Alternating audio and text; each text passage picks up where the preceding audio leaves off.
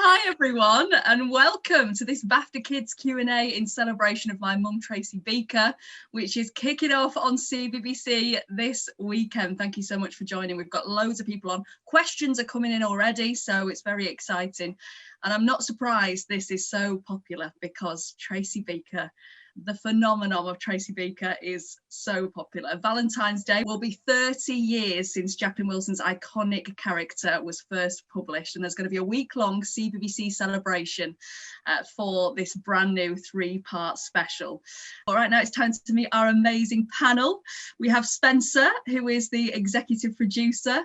We've got Emma, who plays Jess. Give us a little wave, Emma. We've got Jordan, who plays Sean, who's now giving us a wave. We have got Dani, of course, Tracy Beaker herself. We've got John, who is the director. And we have another Emma. We have 2 Emmas today. Emma, who is the writer. Now, Emma's full name is Emma Reeves. So I'm going to say Emma R for writer Emma and just Emma for actress Emma. And hopefully we won't get too confused. Okay, we're going to firstly acknowledge the iconic status of Tracy Beaker. And I'm going to come to you first, Dani, because I mean, I just always think it must be so strange at times being you, because you have been Tracy Beaker your whole life for a very long time, and now you're revisiting that again. I mean, it's amazing. But something about Tracy Beaker just really hit the ground running and has lasted. You know, the catchphrase "bog off," I'm sure that gets shouted at you in the street. You know, Nick Sharratt's drawings, they're iconic. You know them as soon as you see them. I didn't think that I'd be playing a song on Radio 1 that is the Stormzy track that has the Tracy Beaker theme tune sang at the end by Stormzy. You know, it just continues to be iconic. How did you feel, Dani, when you found out this was happening and you were going to be reprising this role? I was so excited. Like, the minute Jacqueline Wilson wrote the book, I was by my phone because I was just hoping that the BBC were going to phone me. And I'm really not joking. I was there for ages. Like, come on, bring. So yeah, I'm super excited. So I've literally been Tracy Beaker for 20 years now, which is literally mind-blowing, but I've loved every second of it. It's really rare for an actor to be able to play a role for such a long time, and it's lovely to be able to grow up with her as well, kind of seeing her through different stages of her life, from when she was younger, when she was a care worker, and now she's a mum, so it's super exciting. It's amazing, absolutely amazing. You're a mum as well, so that's just so lovely for that to sort of come round, and you played her as a child and now you're playing her as an adult. Do you get bog off shouted at you in the street? Oh, constantly. But it really makes me laugh because when people do it, they think it's the first time I would have ever heard it. So they think they're being like really smart about it. They're like, oh, bog off. I'm like, oh, not heard that one before, you clever little bean. So yeah, it's and I'm pretty sure that I only said it like 3 times in the whole series. It just really caught on because I don't remember saying it that often. Because it's a bit naughty, isn't it? So then a little bit, yeah. Everyone loves it because it's a bit on the naughty side, definitely. Dani, when I found out this was happening, I was like just so excited, and I also said, Dani is the Ian Beale of CBBC. Like, she has just brilliant. If that's, I hope that's not an insult. I hope that's no, that's fine. I am literally, I'm taking that. I'm probably going to get that tattooed on myself because that is genius. I'm going to take that and pretend that I came up with that. Is that all right? Oh, definitely. Yeah, do refer to yourself as the Ian Beale of CBBC from now on. Apparently, I've just had a little note to say you said bog off 10 times in Tracy Beaker. It's someone's count. Okay. So but that still wasn't that much to warrant the reaction, right? Seeing as we did like 200 odd episodes. Yeah, not to warrant the rest of your life being plagued by that phrase, definitely not. I know, right? Spencer, we're going to come to you. You're the executive producer. Tell us, why do you think, as an exec producer, Tracy Beaker is such a breakout character that's had such a long lifespan? I think we all recognise that Tracy has her faults. And I think that people identify with that. She's not pure and innocent. She is annoying at times. She does shout bog off. And I think the interesting thing about my mum, Tracy Beaker, is that it's told from the perspective of a 10-year-old daughter, Jess, who basically tells us what it's like to live with an embarrassing mum. And I think most of us at certain times in our lives have all had an embarrassing mum or parent or guardian or friend. And I think that's what I think the audience has identified with, and hopefully will identify with, when they see my mum, Tracy Beaker. Before we get on to talk a little bit more about the story, I just want to go around the panel and ask each of you what your first connection with Tracy Beaker was, because I feel like everybody can remember that they either read the books or they watched a TV show, or maybe you didn't, and the first time you've come across it is working on it. So I guess, Dani, let's start with you. I mean, did you read it? Did you, before you sort of found out you were going to be playing Tracy Beaker all those years ago? Yeah, so Jacqueline Wilson knows this, so this is fine. But I actually have never read Tracy Beaker. It's the only Jacqueline Wilson book that I've never read. And I kind of feel like the later on I'm getting in my life is kind of, well, yeah, I'm not going to read it now because it's just become such a thing that I've never read it. But I was a huge Jacqueline Wilson fan, like absolutely massive. It just happened to be the one book that I hadn't read. So yeah, the first time I got to know Tracy Beaker was in the scripts and getting the part. That is fascinating. Is there a reason why you never went and read it afterwards? Do you feel like you're too close to it? And yeah, I kind of feel like I've got my own version of Tracy, which might not necessarily be the exact same as Jacqueline has written her. Especially, you know, Jacqueline wrote the book 30 years ago, so I was only 2, so she obviously hadn't heard of me yet. So yeah, I kind of got my own version of it. So I didn't want to read it and then kind of get sidetracked. Yeah. That's the reason. You never know, one day I might actually finally read it. It's a great little fact, though. I love that. I can see you sort of just pulling it out on Jonathan Ross one day. You know, I have never read it, you know. Jordan, what about you? What was your sort of first experience of Tracy Beaker? My first experience of Tracy Beaker was watching it after school. So, you know, I used to come home from school and, you know, see the episodes on TV, and seeing that rivalry between Justine and Tracy is just something that stood out to me. And, you know, it kind of just had me locked in. So, yeah, that was my kind of first experience. And Emma Davies, tell us about you, because, I mean, I suppose you've grown up in a time where The Dumping Ground is the show that's perhaps on the most, but Tracy Beaker, the old Tracy Beaker shows do still get shown, don't they? So what was your first experience of the Tracy Beaker world? Well, when I was little, I used to come home from school with my brother, and we always used to watch it because it was replaying on CBBC. So like we like have our tea, and like it was like who could turn it on first. And like we always just used to watch it. But the books did come later. I've read one book, but yeah. That is brilliant. And Emma when did you first come across it? Well, I was just a bit too sort of old to catch the sort of the phenomenon that was Jacqueline Wilson and her books. I would have been a teenager when the original Tracy Beaker book came out, and so my first experience was when I was in my 20s, and I was offered the chance to pitch for series 4 of the original story of Tracy Beaker. And I asked my auntie and my cousin about it, because my cousin was younger and my auntie taught year 5s, and they were like, oh my God, Tracy Beaker, that, you know, this is, do you know how huge this is? So I read the book. So I read I read loads of Jacqueline's books from then on. And so Tracy Beaker series 4 was my first ever TV job. And and I took the opportunity to read all of Jacqueline's books and catch up on what I've been missing. Love that. And John, what about you? When did you first come across it? I guess I've been aware of Tracy Beaker for as long as it's been around, but I've got to say that my kids fell into the gap just after the original run of the show would have happened and before the Dumping Ground. So I never properly experienced it until the opportunity came up to make this new version of the show, this new chapter in the ongoing saga of Tracy Beaker and family this last year.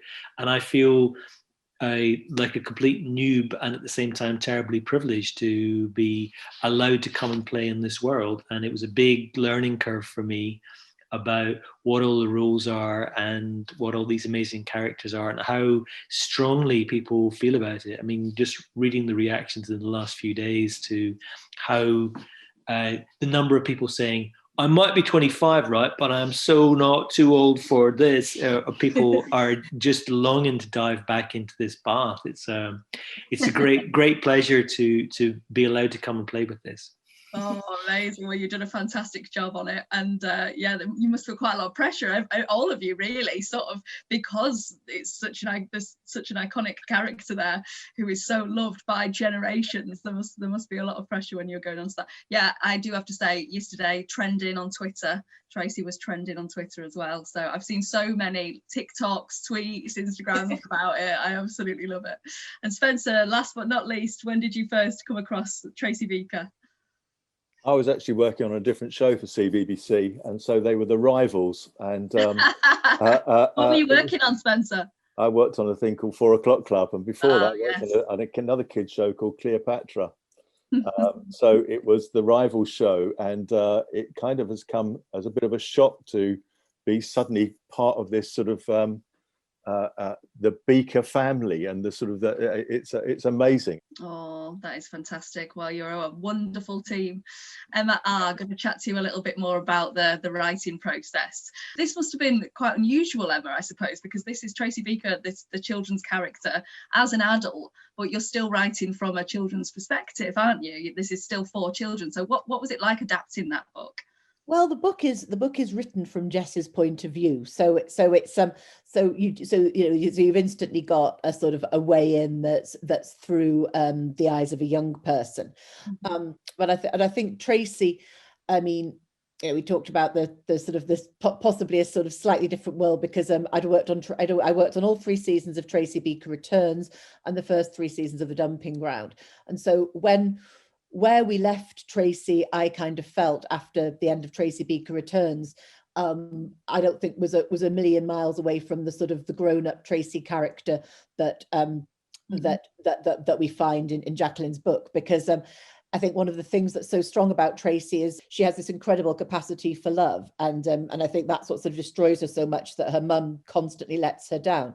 But by the end of Tracy Beaker Returns, she'd worked as a care worker in the dumping ground, and she had brought all this sort of passion and love to fiercely protecting and looking after her charges, or the young people of the dumping ground. And we'd sort of seen that, you know, she's still Tracy, she can still be fiery, she can still be very impetuous, she can make mistakes, but I think we'd seen her concentrating this extraordinary capacity for love and sticking up for the people that she loves. We'd seen that from her, so I sort of felt, yeah, she's going to be a great mum, and that was what Jacqueline had written. Oh, and Emma, what about you? Sort of as a, you know, like you say, your first big acting job. How was it easy to kind of get into that role of Dani being your mum for that time, and you know, sort of show that authentic relationship? It was a bit crazy at first, because I mean, I have mentioned before that I've been watching Tracy Beaker since I was little, but I mean, it was just such an amazing experience to play such like a cool character. Oh, well, you do a great job, because also, you know, not only, it's not like you're just like, oh, nicey, like, you know, your character has that edge where she doesn't always necessarily agree with everything her mum's doing. So I think you play that really well. That's an authentic mother-daughter relationship, isn't it? Sorry to jump in, but I was just thinking the other day, because I was watching the end of the show, the end of the series, no spoilers. Honestly, that spaceship, when it crashes, it's astonishing. But I was remembering back to the very, very first scenes and the very first day of our shooting, and there's things that what it's meant to express is how kind of eternal and loving your bond is together. And I just realized that that was the first day of your shooting, and it looks like you've spent a lifetime together. It's really, really astonishing. So sometimes in a crazy way, you do the deep stuff first and it comes off terrifically. Wow. Yeah, I was super lucky, because even though this is Emma's first job, you would never know it. It was like working with a true professional, and she just made my life so much easier. And she's so good, guys, like so good. I cannot wait for you to see it. I completely agree. She's so professional and she's so good, honestly. Mm-hmm. It's like working with an adult that's been doing it like her whole life. Actually is. Did Emma not tell you that she's actually 97 years old? I knew it. She might have told me, but you know, I didn't want to give it away. Oh no. Oh, I love it. Well, Jordan, let's talk a little bit more about your character, because obviously Sean is a new character to the viewers. So tell us about him. Yeah, Sean is somebody who has known Tracy, from way back, like back in the dumping ground days. And Tracy knew Sean as football back then, so she didn't know him as Sean Godfrey. She didn't even know his name. And when they kind of reunite in the new program, she has no idea who he is. It's kind of like, who is this guy? He's a retired footballer. He now owns a chain of gyms. He's flash. He's an extrovert. He's an attention seeker. It's just like, who is this guy? So yeah, Sean's a great guy. There's a reason why he is the way he is now. He had a tough upbringing, and because of that tough upbringing, he overcompensates a little bit now. So he gives a lot, and he's very forward, and he does things very quickly. But he's a good guy. He's a really good guy, and I can't wait for people to kind of see it and have their ideas and have their thoughts on Sean as a character. What was it like playing that footballer stereotype? I'm a massive football fan, so I'm kind of up on footballers quite a bit. So for me, it was interesting to get into those boots of a footballer, having all the niceties, the massive house, the cars, the housekeeper. It was kind of like, is this really how these guys live? Like, wow. That must be quite fun to play that. Yeah, it was fun, but I think Sean has some depth to him. It's not just the luxurious lifestyle. There is a bit to Sean, and I found that really good to get into. And I love the storyline. I love what Emma's done with it, and it was good to play. It wasn't just like Sean was an airhead who's just like, oh yeah, I've got money, guys. So it was good. Of course, the Tracy Beaker shows and Dumping Ground and Tracy Beaker Returns, all of them have always been so good at sort of putting across those issues, dealing with important issues in every episode in a way that is suitable for young people. And I say suitable for young people, it's even more important for young people to receive those messages and to watch those storylines. Emma, what was most important to you, Emma sorry, I need to specify, when you were writing these scripts? Were there any particular issues that were really sort of important to you to get right and to get across? Well, I mean, I think obviously the most important thing is to sort of honour Jacqueline's world and her characters, and and obviously the character of Tracy, who is very much beloved by the fans. So I wanted to get things right for the fans and for Jacqueline. But I think also we became more and more aware, and it's interesting that when I used to work on the Dumping Ground and Tracy Beaker Returns, we had researchers, and we used to meet young people who were in care and young and old people who were care experienced, and we would be very focused on getting the sort of the facts right about care. And I think at first I sort of thought, well, nobody is in care at the moment in this story, but the sort of the legacy of who Tracy was and sort of her early childhood sort of casts a long shadow. In fact, actually Tracy and Sean's childhood, it pretty much it sort of feels like this little fulfilling a destiny that sort of the die was cast before the story starts, because everything they do is really informed by their upbringing. And Tracy was in care, of course. Sean wasn't, but perhaps he should have been, because he was neglected. And we spoke to I just want to give a quick shout out to Who Cares Scotland and Kenneth Murray for their help on Kenneth is care experienced, and he brought some care experienced people to read the book, and Kenny worked with me on the script to make sure it's not just about the facts of care, but how we were presenting care experienced people, because Tracy is sort of a very famous care experienced character, and obviously there are some stereotypical. I think personally, I think Tracy's a wonderful character. I absolutely love her, and I love the way Dani plays her. I think some people sort of dismiss her as a naughty girl or whatever, or say she's trouble girls. I think Tracy's a wonderful character, and I defend her to the death. But I think we were just very careful about wanting to not present any negative stereotypes about care experienced people, so it was important to get the truth of the character, but also to take into consideration how people may feel if they've sort of had a similar upbringing to Tracy and Sean. I mean, of course, Tracy's a fictional character and she is herself. She can't speak for anyone else, but that was a very important element. Yeah, definitely. I mean, I love that does come across a lot.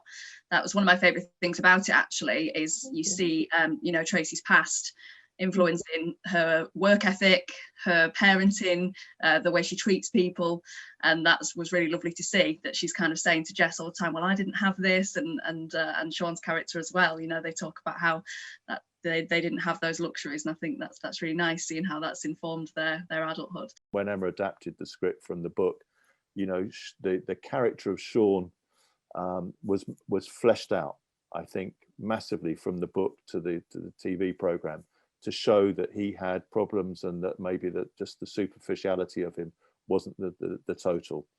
Yeah, and it's lovely, and I think that it's really nicely constructed, because you see all this through the perspective of a 10-year-old girl, and we've got a dog in it as well. We've got a stray dog, which is a sort of metaphor for some of the things that are going on. Oh, Tracy's a dog walker, my dream job. So yeah, love it. Love that she grew up to be. You're shaking your head, Dani, as if to say that's not a dream job. What was it like having a taste of dog walking? Was it hard? I have to say that was probably, they always say don't work for children or animals, and there's some kind of fact in there, not so much the child, because Emma is amazing, but my goodness, walking these dogs was a nightmare, and Emma will back me up. We had one massive chocolate Labrador. He was gorgeous and so lovely, and was so up for it until you said action, and he would just sit down. He just didn't want to. He just didn't want to be a part of it. He just wasn't up for it. He was such a diva. I never work with children or animals, or work in children's TV, and you'll end up doing both live. Exactly. All the time, every day of your life. Yeah. Dani, while we're with you, have you got a particular favourite part of this new 3-part special? Yeah.